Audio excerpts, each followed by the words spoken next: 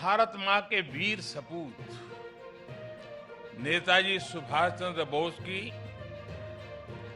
125वीं जन्म जयंती पर पूरे देश की तरफ से मैं आज कोटि कोटि नमन करता हूं। ये दिन ऐतिहासिक है। ये कालखंड भी ऐतिहासिक है और ये स्थान जहां हम सभी एकत्रित हैं वो भी ऐतिहासिक है।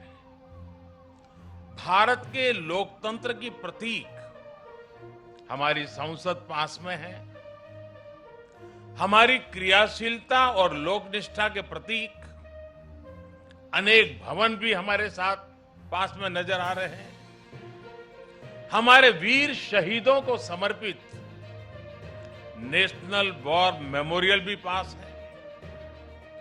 इन सब के आलोक में आज हम इंडिया गेट पर अमृत महोत्सव मना रहे हैं और नेताजी सुभाष चंद्र बोस को आदरपूर्वक श्रद्धांजलि दे रहे हैं। नेताजी सुभाष जिन्होंने हमें स्वाधीन और संप्रभु भारत का विश्वास दिलाया, जिन्होंने बड़े गर्व के साथ, बड़े आत्मविश्वास के साथ, बड़े साहस के साथ अंग्रेजी सत्ता के सामने कहा था, मैं स्वतंत्रता की भीख नहीं लूंगा, मैं स्वतंत्रता की भीख नहीं लूंगा, मैं इसे हासिल करूंगा। जिन्होंने भारत की धरती पर पहली आजाद सरकार को स्थापित किया था, हमारे उन नेताजी की भव्य प्रतिमा आज डिजिटल स्वरूप में इंडिया गेट के समीप स्थापित हो रही है। जल्द ही इस होलोग्राम प्रतिमा के स्थान पर ग्रेनाइट की विशाल प्रतिमा भी लगेगी। ये प्रतिमा आजादी के महानायक को कृतज्ञ राष्ट्र की श्रद्धांजलि है। नेताजी सुभाष की ये प्रतिमा हमारी लोकतांत्रिक संस्थाओं को, हमारे पीढ़ियों को राष्ट्रीय कर्तव्य का बोध कराएगी, आने वाली पीढ़ियों को, वर्तमान पीढ़ी को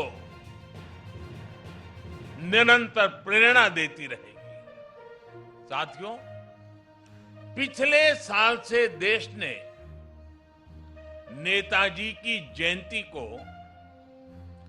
पराक्रम दिवस के रूप में मनाना शुरू किया है। आज पराक्रम दिवस के अवसर पर सुभाष चंद्र बोस आपदा प्रबंधन पुरस्कार भी दिए गए हैं। नेताजी के जीवन से प्रेरणा लेकर ही इन पुरस्कारों को देने की घोषणा की गई थी। साल 2019 से 2022 तक उस समय के सभी विजेताओं, सभी व्यक्तियों, सभी संस्थाओं को जिन्हें आज सम्मान का अवसर मिला है, उन सबको भी मैं बहुत बहुत बधाई देता हूं। साथियों, हमारे देश में आपदा प्रबंधन को लेकर जिस तरह का रवैया रहा था, उस पर एक कहावत बहुत सटीक बैठती है, जब प्यास लगी तो कुआं खोदना। और जिस मैं काशी क्षेत्र से आता हूं, वहां तो एक और भी कहावत है। वो कहते हैं, भोज गड़ी कोहड़ा रोपे, यानी जब भोज का समय आ गया तो कोहड़े की सब्जी उगाने लगना। यानी जब आपदा सिर पर आ जाती थी तो उससे बचने के उपाय खोजे जाते थे। इतना ही नहीं, एक और हैरान करने वाली व्यवस्था थी जिसके बारे में कम ही लोगों को पता है। हमारे देश में वर्षों तक आपदा का विषय एग्रीकल्चर डिपार्टमेंट के पास रहा था।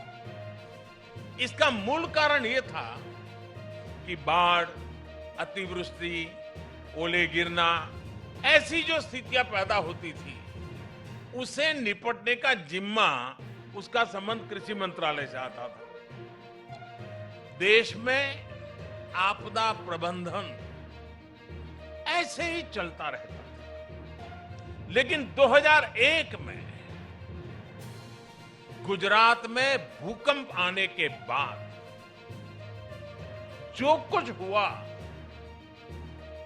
देश को नए सिरे से सोचने के लिए मजबूर किया और उसने आपदा प्रबंधन के मायने बदल दिए। हमने तमाम विभागों और मंत्रालयों को राहत और बचाव के काम में झोंक दिया। उस समय के जो अनुभव थे उनसे सीखते हुए ही 2003 में Gujarat state disaster management act बनाया गया। आपदा से निपटने के लिए गुजरात इस तरह का कानून बनाने वाला देश का पहला राज्य बना।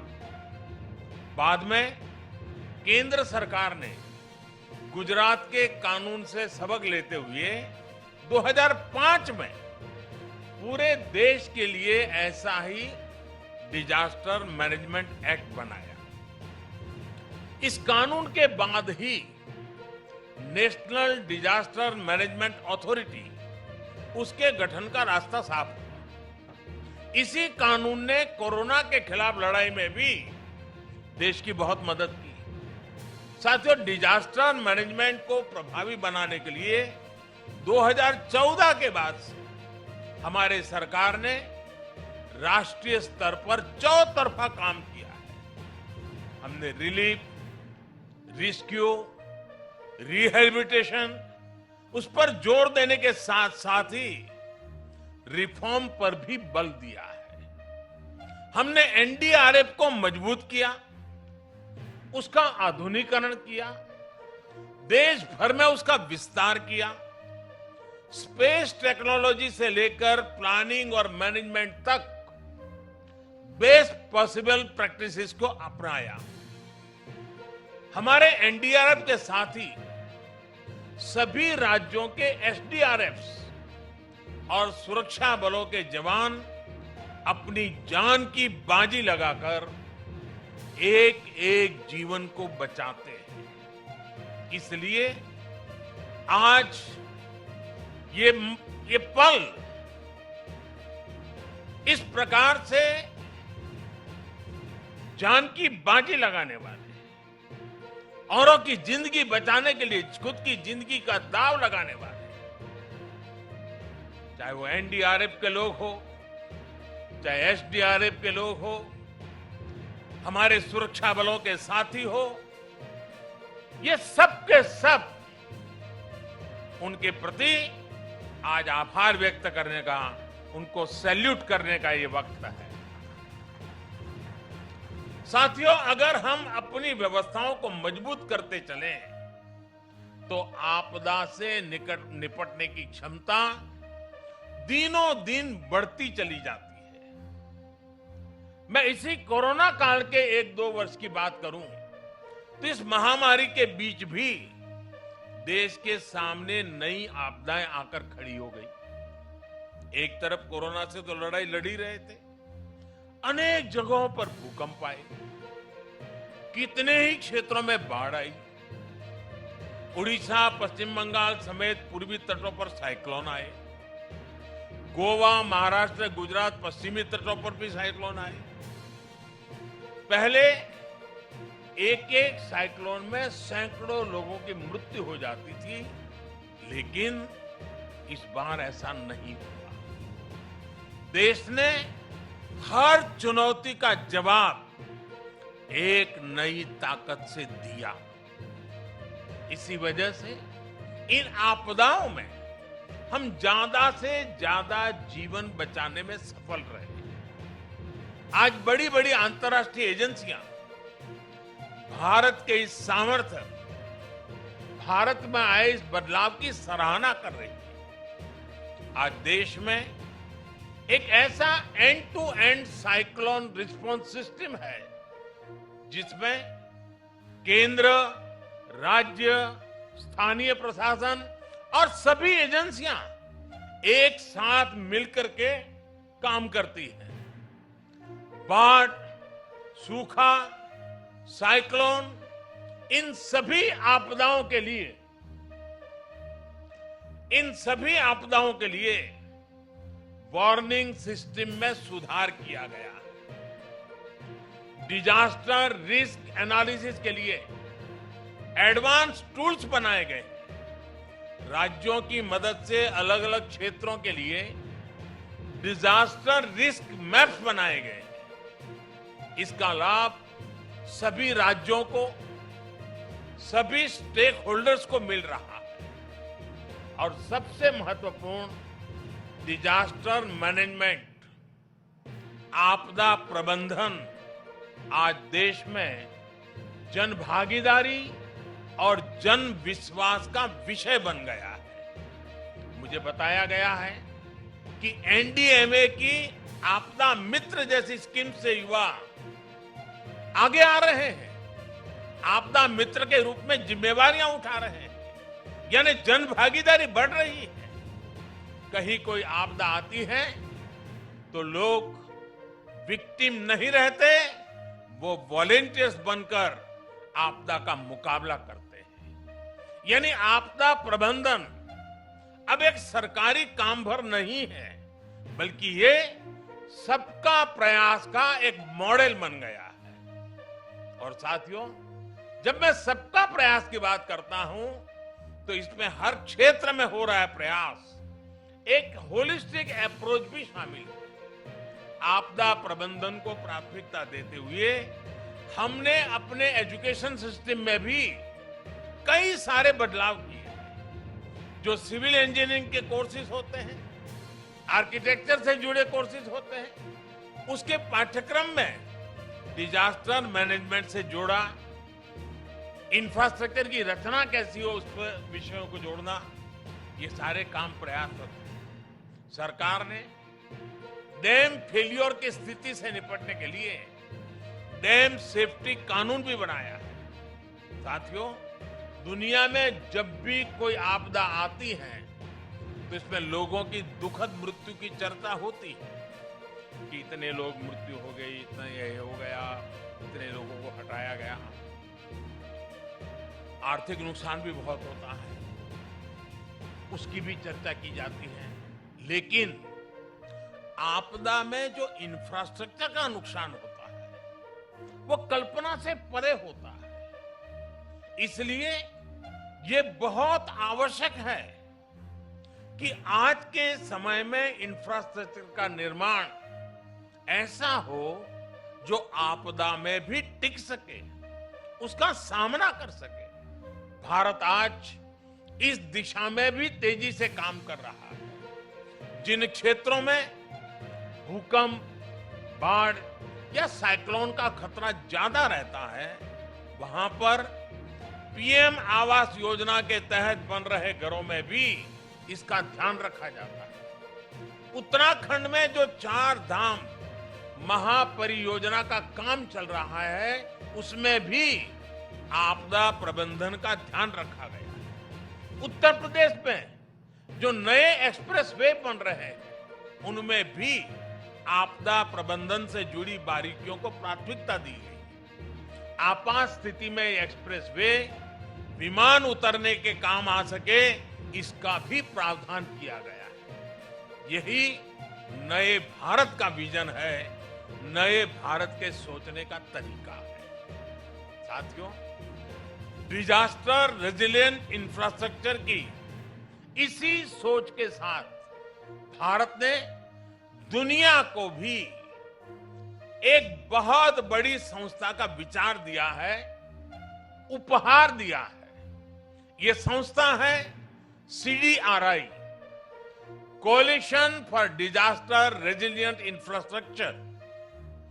भारत की इस पहल में ब्रिटेन हमारा प्रमुख साथी बना है और आज दुनिया के 35 देश इससे जुड़ चुके हैं। दुनिया के अलग अलग देशों के बीच में, सेनाओं के बीच में हमने ज्वाइंट मिलिट्री एक्सरसाइज बहुत देखी है, पुरानी परंपरा है, उसकी चर्चा भी होती है। लेकिन भारत ने पहली बार डिजास्टर मैनेजमेंट के लिए ज्वाइंट ड्रिल की परंपरा शुरू की।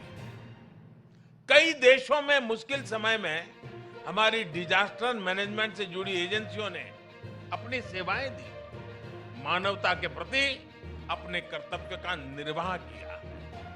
जब नेपाल में भूकंप आया, इतनी बड़ी तबाही मची, तो भारत एक मित्र देश के रूप में उस दुख को बांटने के लिए जरा भी देरी नहीं की थी।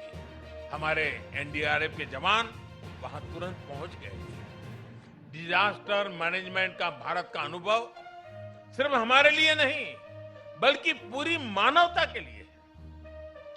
आप सभी को याद होगा, 2017 में भारत ने साउथ एशिया जियो स्टेशनरी कम्युनिकेशन सैटेलाइट को लॉन्च किया था।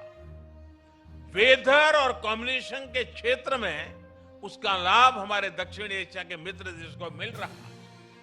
साथियों, परिस्थितियां कैसी भी हो, अगर हम में हौसला है तो हम आपदा को भी अवसर में बदल सकते हैं। यही संदेश नेताजी ने हमें आजादी की लड़ाई के दौरान दिया था। नेताजी कहते थे, कभी भी स्वतंत्र भारत के सपने का विश्वास मत खोना।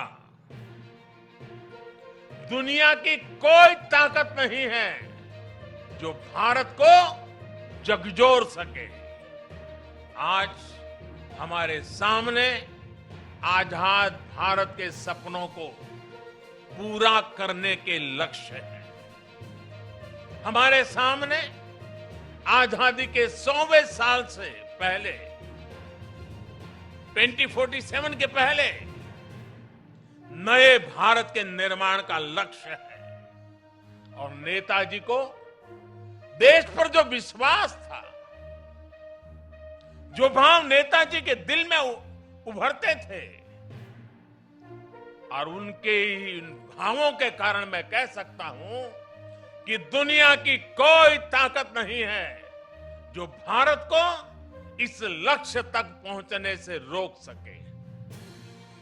हमारी सफलताएं हमारी संकल्प शक्ति का सबूत है, लेकिन ये यात्रा अभी लंबी है। हमें अभी कई शिखर और पार करने हैं। इसके लिए जरूरी है हमें देश के इतिहास का हजारों सालों की यात्रा में इसे आकार देने वाले तप, त्याग और बलिदानों का बोध रहे। भाइयों और बहनों, आजादी के अमृत महोत्सव का संकल्प है कि भारत अपनी पहचान और प्रेरणाओं को पुनर्जीवित करेगा। ये दुर्भाग्य रहा कि आजादी के बाद देश की संस्कृति और संस्कारों के साथ ही अनेक महान व्यक्तित्वों के योगदान को मिटाने का काम किया गया। स्वाधीनता संग्राम में लाखों लाख देशवासियों की तपस्या शामिल थी, लेकिन उनके इतिहास को भी सीमित करने की कोशिश हुई। लेकिन आज आजादी के दशकों बाद देश उन गलतियों को डंके की चोट पर सुधार रहा है, ठीक कर रहा है। आप देखिए, बाबा साहब आंबेडकर से जुड़े पंच तीर्थों को देश उनकी गरिमा के अनुरूप विकसित कर रहा है। स्टैच्यू ऑफ यूनिटी आज पूरी दुनिया में सरदार वल्लभ भाई पटेल के यशगान की तीर्थ बन गई है। भगवान बिरसा मुंडा की जयंती को जनजातीय गौरव दिवस के रूप में मनाने की शुरुआत भी हम सब ने कर दी है। आदिवासी समाज के योगदान और इतिहास को सामने लाने के लिए अलग अलग राज्यों में आदिवासी म्यूजियम बनाए जा रहे हैं और नेताजी सुभाष चंद्र बोस के जीवन से जुड़ी हर विरासत को भी देश पूरे गौरव से संजो रहा है। नेताजी द्वारा अंडमान में तिरंगा लहराने की 75वीं वर्षगांठ पर अंडमान के एक द्वीप का नाम उनके नाम पर रखा गया है। अभी दिसंबर में ही अंडमान में एक विशेष संकल्प स्मारक नेताजी सुभाष चंद्र बोस के लिए समर्पित की गई है। ये स्मारक नेताजी के साथ साथ इंडियन नेशनल आर्मी के उन जवानों के लिए भी एक श्रद्धांजलि है जिन्होंने आजादी के लिए अपना सर्वस्व न्योछावर कर दिया था। ये मेरा सौभाग्य है कि पिछले वर्ष आज के ही दिन मुझे कोलकाता में नेताजी के पैतृक आवास भी जाने का अवसर मिला था।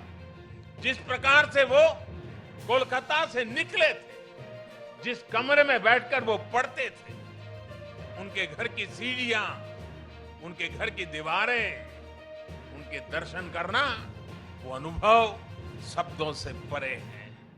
साथियों, मैं 21 अक्टूबर 2018 का वो दिन भी नहीं भूल सकता जब आजाद हिंद सरकार के 75 वर्ष हुए थे। लाल किले में हुए विशेष समारोह में मैंने आजाद हिंद की कैप पहनकर तिरंगा फहराया था। वो पल अद्भुत था, वो पल अविस्मरणीय है। मुझे खुशी है कि लाल किले में ही आजाद हिंद फौज से जुड़े एक स्मारक पर भी काम किया जा रहा है। 2019 में 26 जनवरी की परेड में आजाद हिंद फौज के पूर्व सैनिकों को देखकर मन जितना प्रफुल्लित हुआ, वो भी मेरी अनमोल स्मृति है। और इससे भी मैं अपना सौभाग्य मानता हूं कि हमारी सरकार को नेताजी से जुड़ी फाइलों को सार्वजनिक करने का अवसर मिला। साथियों, नेताजी सुभाष कुछ ठान लेते थे तो फिर उन्हें कोई ताकत रोक नहीं सकती। हमें नेताजी सुभाष की can do, will do spirit से प्रेरणा लेते हुए आगे बढ़ना है। वो ये जानते थे, तभी ये बात हमेशा कहते थे, भारत में राष्ट्रवाद ने ऐसी सृजनात्मक शक्ति का संचार किया है जो सदियों से लोगों के अंदर सोई पड़ी थी। हमें राष्ट्रवाद भी जिंदा रखना है, हमें सृजन भी करना है और राष्ट्र चेतना को जागृत भी रखना है। मुझे विश्वास है कि हम मिलकर भारत को नेताजी सुभाष के सपनों का भारत बनाने में सफल होंगे। आप सभी को एक बार फिर पराक्रम दिवस की बहुत बहुत शुभकामनाएं देता हूं और मैं आज एनडीआरएफ, एसडीआरएफ के लोगों को भी विशेष रूप से बधाई देता हूं क्योंकि बहुत छोटे कालखंड में उन्होंने अपनी एक पहचान बना दी। आज कहीं पर भी आपदा हो या आपदा के संबंधित संभावनाओं की खबरें हो, साइक्लोन जैसी, और जब एनडीआरएफ के जवान यूनिफॉर्म में दिखते हैं, सामान्य मानवी को एक भरोसा हो जाता है कि अब मदद पहुंच गई। इतने कम समय में किसी संस्था और इसके यूनिफॉर्म की पहचान बनना, यानी जैसे हमारे देश में कोई तकलीफ और सेना के जवान आ जाएं, तो सामान्य मानवी को संतोष हो जाता है, भाई बस अब ये लोग आ गए। वैसा ही आज एनडीआरएफ और एसडीआरएफ के जवानों ने अपने पराक्रम से ये करके दिखाया है। मैं पराक्रम दिवस पर नेताजी का स्मरण करते हुए मैं एनडीआरएफ के जवानों को, एसडीआरएफ के जवानों को, उन्होंने जिस काम को जिसका करुणा और संवेदनशीलता के साथ उठाया है, बहुत बहुत बधाई देता हूं, उनका अभिनंदन करता हूं। मैं जानता हूं इस आपदा प्रबंधन के काम में इस क्षेत्र में काम करने वाले कईयों ने अपने जीवन भी बलिदान दिए हैं। मैं आज ऐसे जवानों को भी श्रद्धांजलि देता हूं जिन्होंने किसी की जिंदगी बचाने के लिए अपनी जिंदगी दांव पर लगा दी थी। ऐसे सबको मैं आदरपूर्वक नमन करते हुए मैं आप सबको भी आज पराक्रम दिवस की अनेक अनेक शुभकामनाएं देते हुए मेरी वाणी को विराम देता हूं। बहुत बहुत धन्यवाद।